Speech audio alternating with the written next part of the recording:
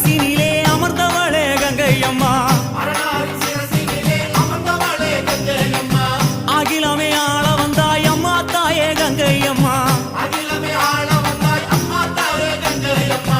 ஆதிசிவன் நெற்றி கண்ணை அழுத்திடவே வந்தாயம்மா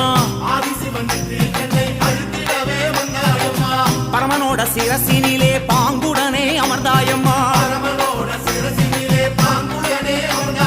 கங்கையம்மா தேவி நீ கண்ண தோர தாயி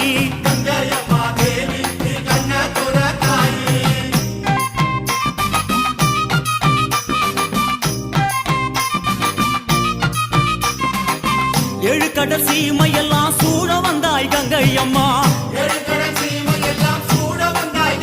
அம்மா ஆறு குளங்களிலே அழகு நதி ஓடையில்